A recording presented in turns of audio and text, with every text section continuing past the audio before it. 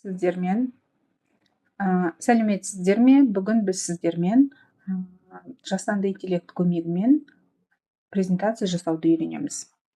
Ол үшін кез келген браузерге кіресіздер және браузерде гамма ап деп жазамыз.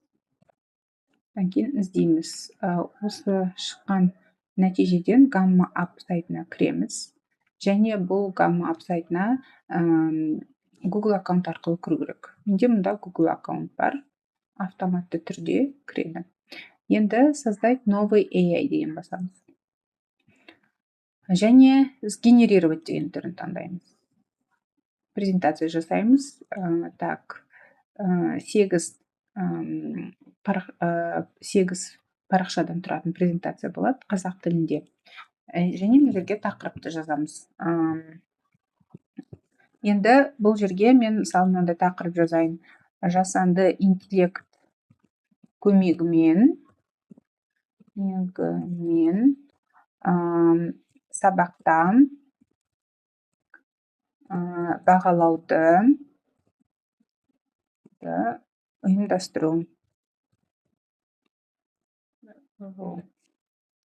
Жасанды интеллект көмегімен сабақта бағалауды ұйымдастыру. Создать конспект дейміз.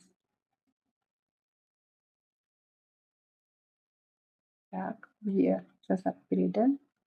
И сгенерировать.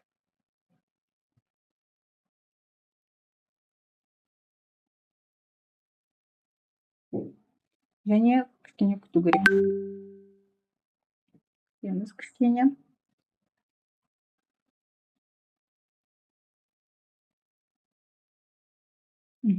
Бұл презентацияда бізге суреттерді бәрін жасап береді. Егер сізге суреттер ұнамаса, оны осы жерде немесе сақтап PowerPoint түрінде өзгертуге болады.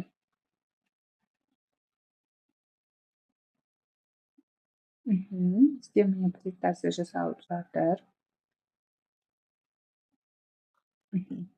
Вот, презентация дайын. Генерировать. Жиі көмегімен сабақта бағалауды ұйымдастыру. Так, күнделікті рутинасы дейді, бағалаудың жаңа форматы. Міне бәрін көрсетіп берді, қалай бағалауға болатынын. Және осыны өзгерткілеріңіз келсе, осы жерде өзгертуге болады. Немесе презентация түрінде сақтап, немесе PDF түрінде сақтап өзгертуге болады. Мысалы, мен осы презентацияны сақтағым келсе, экспорт деген батырманы басамын, PDF, немесе PowerPoint. Мен PDF түрінде сақтаймын етейін. PDF түрінде жүктеп аламын. Так, жүктелінді. Және загрузкидан ашып көремін. Менің жаңағы презентациям PDF түрінде сақталынды. Егер мен PowerPoint түрін таңдасам, PPTX түрін таңдасам, онда менде PowerPoint түрі ашылады.